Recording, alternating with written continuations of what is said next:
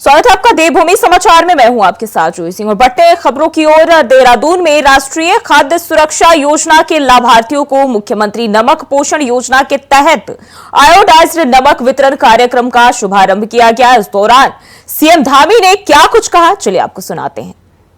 भाइयों बहनों, उत्तराखंड की हमारी डबल इंजन की सरकार प्रदेश के हर गरीब, पिछड़े, अंतिम छोर में रहने वाले व्यक्ति के जीवन को बेहतर बनाने के लिए, उसके जीवन को सहायता देने के लिए लगातार काम कर रही है, अनवरत रूप से काम कर रही है। इस दिशा में एक कदम और आगे बढ़ाते हुए गरीबी और महंगाई से राहत देने के उद्देश्य से आज मुख्यमंत्री नमक पोषण योजना का शुभारंभ किया जा रहा है। इस योजना के अंतर्गत राज्य के जो हमारे समस्त अंत्योदय एवं प्राथमिक परिवार योजना के जो राशन कार्ड धारक परिवारों को जो सरकारी सस्ता गल्ला विक्रेताओं के माध्यम से हर कार्ड में प्रति माह आयोडाइज्ड नमक सस्ती दरों पर वितरित किया जाएगा। अभी रेखा जी कह रही थी कि 30 रुपए किलो नमक हो जाता है बरसात के दिनों में, या अन्य दिनों में, सामान्य दिनों में भी 30 रुपए किलो नमक ही बिकता है। लेकिन बरसात के दिनों में जहां पर रेलवे जब बंद हो जाती हैं, तमाम खाद्य आपूर्ति बंद हो जाती है, उस समय इसकी कीमत इससे भी कहीं ज्यादा, दुगने से भी ज्यादा, तिगुने से भी ज्यादा हो जाती है।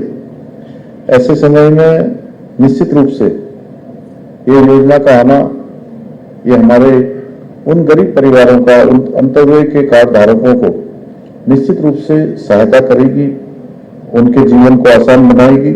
हमारे जो गरीब परिवार हैं उनको महंगाई से राहत मिलेगी तथा पोषण युक्त आयोडाइज्ड नमक प्राप्त होगा। आप सभी को पता है कि आयोडाइज्ड नमक न होने के कारण से, आयोडीन की कमी से अभी रेखा जी ने बताया कि गलघोटू जैसी अनेक बीमारियां जो मनुष्य के पोषण के लिए आवश्यक होती हैं, वो कहीं ना कहीं लग जाती हैं। और ये नमक एक आवश्यक सूक्ष्म पोषक तत्व है जो हमारे बच्चों के लिए और विशेषकर जो हमारी गर्भवती माताएं हैं उनके लिए विशेष रूप से आवश्यक है। और मुझे पूरा विश्वास है कि इस योजना के लागू होने से बच्चों और महिलाओं में जो आयोडीन की स्थिति है वो निश्चित रूप से, उल्लेखनीय रूप से इसमें सुधार होगा। उनके पोषण में मदद करने में ये योजना कारगर होगी और प्रदेश के हर गरीब परिवार को कहीं ना कहीं राहत देने का काम करेगी, सहायता देने का काम करेगी। भाइयों बहनों, हम सभी जानते हैं हमारे आदरणीय प्रधानमंत्री मोदी जी के नेतृत्व में प्रधानमंत्री गरीब कल्याण अन्न योजना के उत्तराखंड सहित पूरे देश में सभी गरीब परिवारों को निःशुल्क रूप से खाद्यान्न का वितरण किया जा रहा है। ये योजना मार्च 2020 में लाई गई थी और उस समय कोरोना महामारी के समय में इस योजना को देश की जनता के लिए समर्पित किया गया था। और ये योजना अब लगातार अगले 5 सालों तक आदरणीय प्रधानमंत्री मोदी जी के नेतृत्व में ये योजना चलती रहेगी, जिसमें 5 किलो जो अनाज है, 5 किलो राशन है, लगातार मिलता रहेगा। ये कोई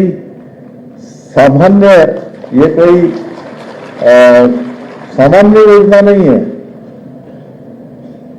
देश के 80 करोड़ लोगों को राशन का वितरण करना, गरीब परिवारों को राशन देना, उनके घर के चूल्हे की चिंता करना, कोई भूखा न सोए इस बात की चिंता करना, ये बोलने में बहुत सामान्य लगता है। और वहीं देहरादून से बड़ी खबर सामने आ रही है। मुख्यमंत्री कैंप कार्यालय में समीक्षा बैठक जारी। 38वें राष्ट्रीय खेलों की तैयारियों की समीक्षा बैठक जारी। देहरादून से ये जानकारी सामने आ रही है। मुख्यमंत्री कैंप कार्यालय में बैठक जो है वो जारी है, समीक्षा बैठक जारी है। 38वें राष्ट्रीय खेलों की तैयारियों की समीक्षा बैठक जारी है, जहां सीएम धामी बैठक ले रहे हैं। तो ये जानकारी मुख्यमंत्री कैंप कार्यालय में समीक्षा बैठक जारी है। 38वें राष्ट्रीय खेलों की यह बैठक जो है सीएम धामी की अध्यक्षता में देहरादून से यह खबर सामने आ रही है और मुख्यमंत्री कैंप कार्यालय में 38वें राष्ट्रीय खेलों की तैयारियों की समीक्षा बैठक जारी है।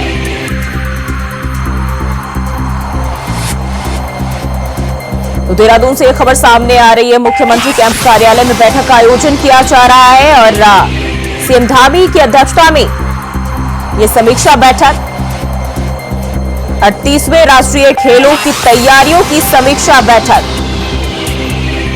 और इसी खबर पर ज्यादा जानकारी के साथ देहरादून से अभय कैंतुरा हमारे साथ जुड़ गए हैं। अभय, सीएम कैंप कार्यालय में जो है समीक्षा बैठक जारी है 38वें राष्ट्रीय खेलों की, क्या खबर मिल रही है इसको लेकर?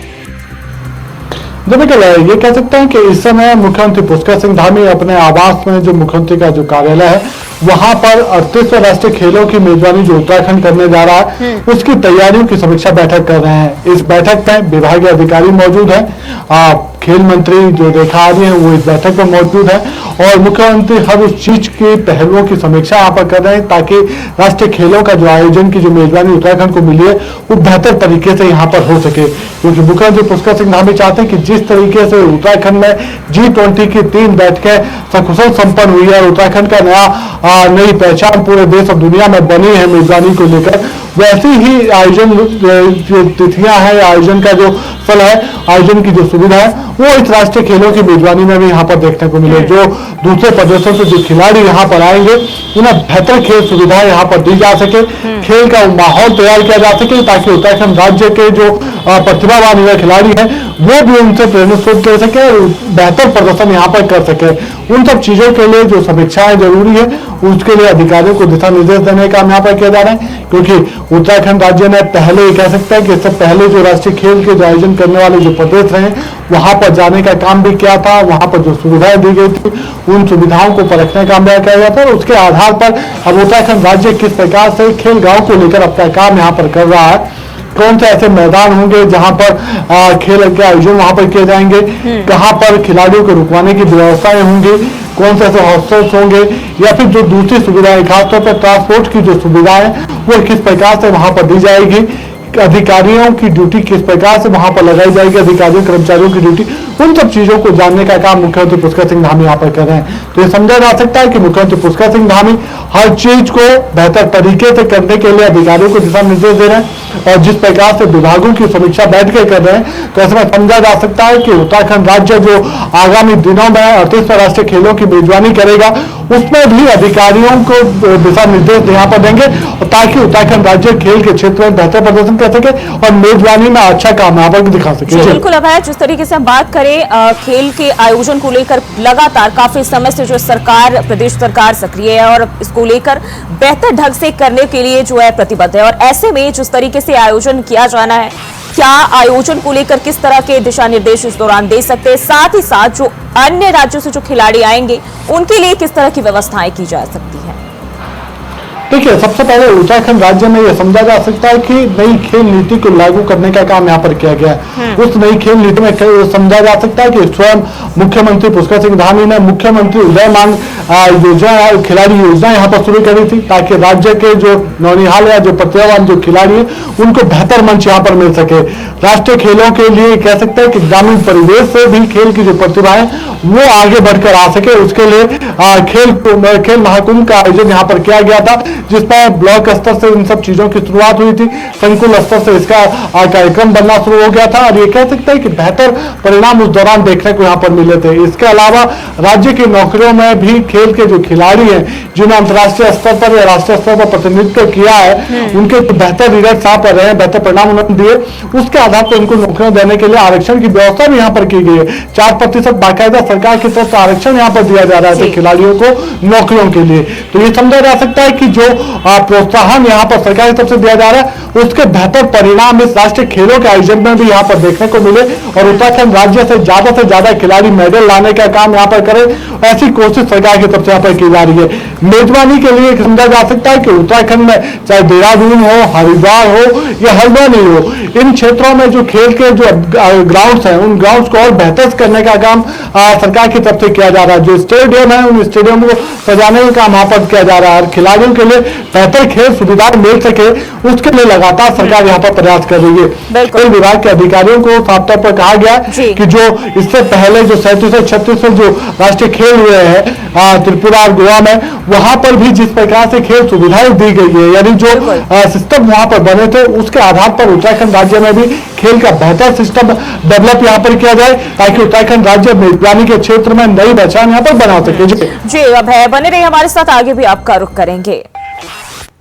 और वहीं बढ़ते हैं आगे, मौसम से जुड़ी बड़ी खबर सामने आ रही है। प्रदेश में 2 दिन भारी बारिश का रेड अलर्ट, 6-7 जुलाई को भारी बारिश का रेड अलर्ट जारी किया गया है। पिथौरागढ़ में काली नदी उफान पर, नैनीताल, पिथौरागढ़, बागेश्वर में भी रेड अलर्ट जारी किया गया है। उधम सिंह नगर में भारी बारिश का अलर्ट और नैनीताल में भी आज स्कूल बंद। चमोली, पौड़ी के भी कई इलाकों में अलर्ट जारी किया गया है। तो ये जानकारी सामने आ रही मौसम को लेकर, जहां बताया जा रहा है पिथौरागढ़ में काली नदी उफान पर है और इसी के साथ नैनीताल, पिथौरागढ़, बागेश्वर में भी मौसम विभाग ने रेड अलर्ट जारी किया है। उधम सिंह नगर में भारी बारिश का अलर्ट जारी किया गया है और नैनीताल में भी आज स्कूल बंद किए गए हैं। तो मौसम को लेकर ये जानकारी सामने आ रही है। प्रदेश में 2 दिन भारी बारिश का रेड अलर्ट जारी किया गया है। 6-7 जुलाई को भारी बारिश का रेड अलर्ट विभाग ने जारी किया है। तो मौसम से जुड़ी बड़ी जानकारी सामने आ रही है। प्रदेश में 2 दिनों तक भारी बारिश का रेड अलर्ट मौसम विभाग ने जारी किया है और ये 6 तस्वीरें आप अलग अलग जगहों से देख सकते हैं, जो प्रदेश के अलग अलग जगहों से आप देख सकते हैं कि किस तरह से जो है पानी ने कहर मचा दिया है और भारी बारिश ने जो है प्रदेश में तबाही मचा कर रख दी है।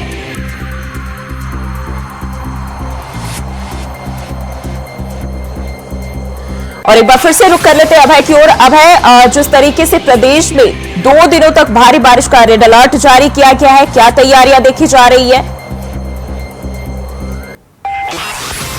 ये तो ही अपने आसपास बिल्कुल से अपील कर रहे हैं, सावधानी बरतने के लिए कहा जा रहा है। खासतौर पर नदियों के किनारे जो लोग बसे हुए, क्योंकि मैदानी क्षेत्रों में जो लोग नदियों के किनारे बसे जो बस्तियां सरकारों पर जाने की सलाह यहाँ पर दी जा रही है। बाकायदा पुलिस की तरफ से अनाउंसमेंट यहाँ पर किया जा रहा है, पुलिस की भाई है तो ऐसी बस्तियों में जाने का काम कर रहे हैं, माइक को लेकर अनाउंस करने का काम यहाँ पर किया जा रहा है ताकि किसी भी परेशानी से जनता यहाँ पर बची रह सके। इसी तरीके से पहाड़ों पर भी लैंडस्लाइड वाले जो सीमित क्षेत्र है उन जगहों पर न जाने की सलाह लोगों को वहाँ पर दी जा रही है। खासतौर पर जो यात्रा मार्ग पड़ा है वहाँ पर लोगों को साफ पर कहा जा रहा है कि अगर भारी बारिश हो रही है तो जाता है यात्रा न करने की सलाह उन्हें वहाँ पर दी जा रही है।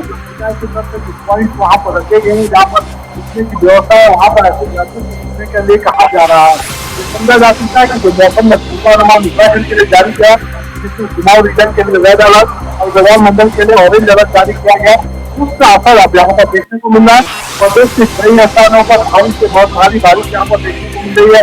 आप कोटगढ़ में इस समय कह सकते हैं कि भारी बारिश वहाँ पर चल रही है। कुमाऊं में इस समय कह सकते हैं कि जनपद भारी बारिश काली नदी उफान पर है। चमोली में जिस प्रकार से भारी बारिश चल रही है, गंगा नदी अपने उफान पर है और लोगों से सलाह दी जा रही है ऐसी जगहों पर जाने की कोशिश करें जहाँ पर उफान पर। ऐसे में जो नदी किनारे लोग बसे हुए उनको भी बताया जा रहा है कि कहीं और शिफ्ट कराया जा रहा है, तो किस तरह की व्यवस्थाएं उनके लिए? देखिए शहरी क्षेत्रों में जो सेल्टर फॉर्म बनाए गए हैं जहाँ पर ऐसे आपात स्थितियों में लोगों को ठहराया जा सकता है, वहाँ पर जी बिल्कुल बने रहे हमारे साथ। दीपक शाह भी हमारे साथ कर्ण प्रयाग से जुड़ चुके हैं। दीपक, हम बात करें जिस तरीके से 2 दिन जो है भारी बारिश का दौर जारी रहेगा, ऐसे में क्या हालात देखे जा रहे हैं, किस तरह की तैयारियां? पिछले कुछ घंटे से लगातार पहाड़ों में चंबल चमोली के विभिन्न क्षेत्रों में लगातार बारिश जारी है। ऐसा में जनजीवन यहाँ पर पूरी तरह से अस्त हो चुका है। यहाँ सड़कों की बात की जाए तो चमोली जनपद के पागल नाला, पीपलकोटी, सहित वाली देवाल आदि स्थानों में जगह जगह जो नित्य मोटर मार्ग थी इसके 2.5 दिन भी बंद पड़े हुए हैं, जबकि लगातार हो रही बारिश के साथ अलकनंदा और पिंडर नदी तूफान पर है, जिससे कि नदी किनारे रह गए जो लोग हैं उनको पुलिस द्वारा सुरक्षित स्थानों पर जाने के लिए सलाह दी जा रही है। जी बिल्कुल, और कई जिलों में ये भी खबर सामने आ रही है कि जो बच्चे हैं उनके स्कूल भी बंद कर दिए गए हैं। कितने दिनों तक जो है प्रशासन की ओर से ये सूचना जो है जारी की गई है स्कूल बंद होने को लेकर? जिस प्रकार से लगातार कल रात से यहाँ पर झमाझम बारिश हो रही, तो ऐसे में यहाँ पर जिला प्रशासन द्वारा स्कूल के बच्चों की सुरक्षा की दृष्टि को मद्देनजर रखते हुए यहाँ पर 1 से लेकर 12 तक के स्कूलों और आंगनबाड़ी केंद्रों का यहाँ पर बंद करने के आदेश सुबह दे दिए गए हैं, जिससे कि यहाँ पर जो तमाम जिले के तमाम स्कूल है वो पूरी तरह से बंद रहे। जी बिल्कुल दीपक, अगर बात करें जहां अलर्ट जो है विभाग की ओर से जारी किए गए हैं, वहां क्या तैयारियां देखी जा रही है? किस तरह की सुविधाएं लोगों को जो वहां रह रहे हैं उनके लिए क्या सुविधाएं दी जा रही है? जिस प्रकार से यहाँ पर बरसात का मौसम शुरू हो चुका है, इससे पहले ही यहाँ पर जिला प्रशासन, स्थानीय प्रशासन, पुलिस द्वारा यहाँ पर पहले ही समस्त जो संबंधित विभाग है, चाहे वो DRF हो, आपदा प्रबंधन हो या अन्य विभाग हो, उनको पहले से ही बरसात के मौसम में अलर्ट रहने के निर्देश दिए हैं। जहाँ विभागों की बात की जाए तो लोक निर्माण विभाग, PMDSY जो तमाम जिनसे सड़क मार्ग जुड़ा हुआ है उनको संबंधित जो भूस्खलन वाले क्षेत्र है वहाँ पर JCB तैनात करने के निर्देश उन्होंने पहले ही दे दिए हैं, ताकि किसी भी दुर्घटना या सड़क बंद रहने की स्थिति में तुरंत ही मोटर मार्ग को खोला जा सकता है। जी अब है अगर हम बात करें तो प्रदेश में जिस तरीके से मानसून ने दस्तक दी है और मानसून के दौर में हम खास तौर पर देखते हैं कि आपदाओं का दौर भी यहाँ शुरू हो जाता है, ऐसे में इसको लेकर किस तरह से तैयारियां की जा रही है विभाग की ओर से? ये कहा जा सकता है कि उत्तराखंड में हमेशा ही जब भी मानसून का सीजन शुरू होता है आफत की बारिश आसमान से बरसनी शुरू हो जाती है।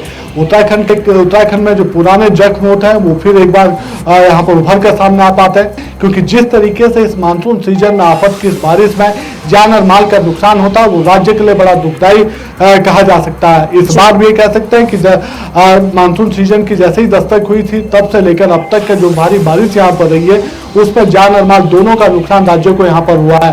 सबसे ज्यादा नुकसान पहाड़ी क्षेत्रों में संपर्क मार्गों को यहाँ पर हुआ है और वही उन क्षेत्रों की लाइफलाइन कही जाते हैं, क्योंकि वही मार्ग होते हैं जो जिला मुख्यालय से उन गांवों को जोड़ने का काम करते हैं। आवागमन के मुख्य साधन वहां पर ये कह सकते हैं कि मार्ग होते हैं जहां पर वो अपने गंतव्य तक पहुंच सकते हैं लोग।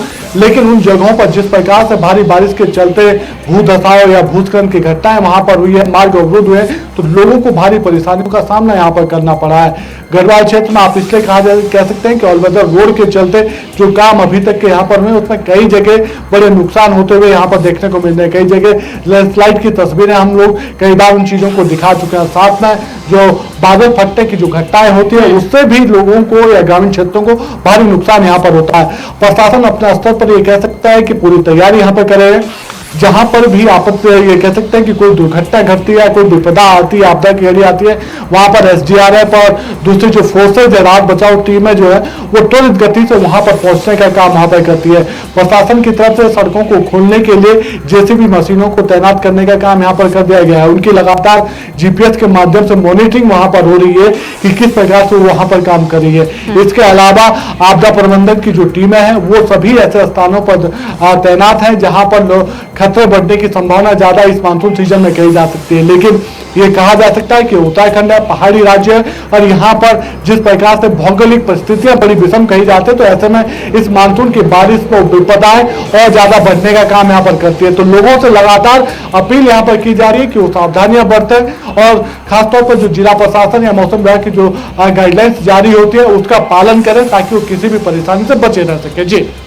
जी बहुत बहुत शुक्रिया आप दोनों का जानकारी साझा करने के लिए। तो अभी जो है कई अलग अलग जगहों में रेड अलर्ट जारी किए गए हैं। मौसम विभाग लगातार लोगों से हिदायत बरतने की अपील कर रहा है। फिलहाल के लिए रुकते हैं, छोटे से ब्रेक के लिए फौरन हाजिर होते हैं।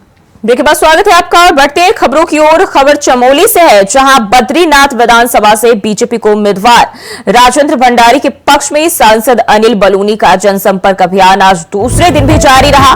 साथ ही बलूनी ने बद्रीनाथ विधानसभा क्षेत्र के अलग अलग इलाकों में जाकर बीजेपी के लिए वोट मांगे। उन्होंने कहा अगर राजेंद्र भंडारी जीते तो निश्चित तौर पर बद्रीनाथ विधानसभा का विकास होगा और केंद्र सरकार के साथ मिलकर सरकार काम करेगी।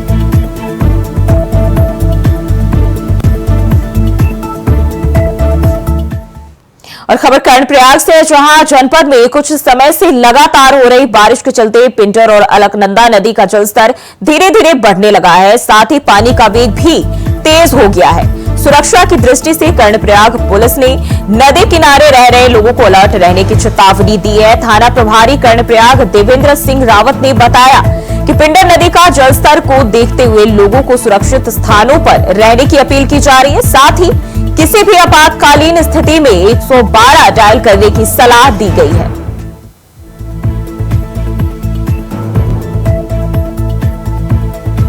तो लगातार जो है बारिश का कहर बढ़ता हुआ दिखाई दे रहा है और पानी की जो धारा है वो भी तेज होती जा रही है। बढ़ते आगे, खबर कर्णप्रयाग से है, जहां लगातार बारिश से आज चमोली में सभी स्कूल बंद रहेंगे। वही स्कूल बंद होने का आदेश देर से पहुंचा, जिससे बच्चे स्कूल से घर वापस जा रहे हैं। बता दें कि राष्ट्रीय राजमार्ग बद्रीनाथ भनेर पानी नंद प्रयाग में मलबा आने से रास्ता बंद हो गया। और खबर टिहरी से है, जहां श्रीनगर बद्रीनाथ राष्ट्रीय राजमार्ग के पास बचेली खाल में सड़क पर भारी मलबा गिर गया, जिससे रास्ता बंद हो गया। साथ ही पहाड़ी से भूस्खलन भी हो रहे हैं। वहीं प्रशासन ने कहा कि मौसम साफ होने पर सड़क खोलने का काम किया जाएगा। तो बारिश जो है मूसलाधार हो रही है और ऐसे में भारी मलबा जो है वो भी रास्ते पर आ, जिनसे लोगों की आवाजाही में परेशानी हो रही, मशक्कत हो रही है। पानी के तेज बहाव के चलते ये मलबा जो है अब सड़कों पर आने लगे हैं और ऐसे में लगातार हो रही मूसलाधार बारिश लोगों के लिए आफत की बारिश बनती जा रही है।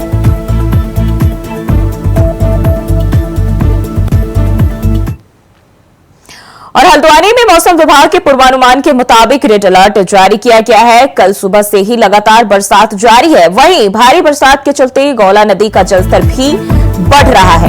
गौला बैराज से सबसे ज्यादा पानी सिंचाई विभाग की नहरों के माध्यम से डिस्चार्ज किया जाता है। लिहाजा हल्द्वानी सहित लाल कुआं के निचले इलाकों में जल भराव की स्थिति भी पैदा हो गई है। सिंचाई विभाग के अधिशासी अभियंता बीसी नैनवाल का कहना है कि भारी बरसात के चलते पानी का ओवरफ्लो इतना ज्यादा है कि सिंचाई विभाग की नहरें भी क्षतिग्रस्त हो रही है, जिससे जल भराव की स्थिति पैदा हो रही है। वहीं भारी बारिश के चलते अलर्ट के चलते सिंचाई विभाग भी सभी बाढ़ चौकियां और पूरा विभाग प्रबंधन जो है प्रबंधन में जुटा हुआ है। साथ ही गौला नदी में जलस्तर बढ़ने पर तत्काल तटवर्ती इलाकों में सूचित किए जाने के निर्देश दिए गए हैं। जैसा कि आप लोग सभी जानते हैं कि मौसम विभाग द्वारा रेड अलर्ट घोषित किया गया है। इसके तहत सिंचाई विभाग अलर्ट मोड में है। हम लोग सुबह से लगे हुए हैं। गौला बैराज का जलस्तर लगातार बढ़ रहा था, बीच में अभी थोड़ा कम हो गया है। जैसा कि हल्द्वानी का मैक्सिमम पानी नहरों के थ्रू लाल कुआं के होते हुए जाता है। लाल कुआं नहरों की कैपेसिटी उतनी नहीं रह गई है जितने हिसाब से पानी आ रहा है, जिसके कारण कुछ जगहों पर नहरें ओवरफ्लो हो रही हैं, कुछ जगहों पर नहरों में आंशिक क्षतिग्रस्त हो रही है। जहाँ जहाँ भी नहरें ओवरफ्लो हो रही है, आंशिक क्षति हो रही है, उनको तुरंत ठीक करवाया जा रहा है। अस्थायी व्यवस्था के तहत मशीन लगवा के साफ करवाया जा रहा है। बैराज की स्थिति सामान्य है। अभी लगभग 12,000 क्यूसेक पानी चल रहा है। जैसे ही यहाँ पर 24 आवर्स एम्प्लॉइज़ काम करते हैं, जैसे ही कोई जलस्तर बढ़ता है तो हमें फिर इंफॉर्मेशन मिल जाती है, जिसके तहत उसको हम ऑपरेट कर लेते हैं। तो भारी बारिश ने जो है वो तबाही मचा दी है। और फिलहाल के लिए देवभूमि समाचार में बस इतना ही। खबरों के लिए बने रहिए इंडिया वॉइस के साथ।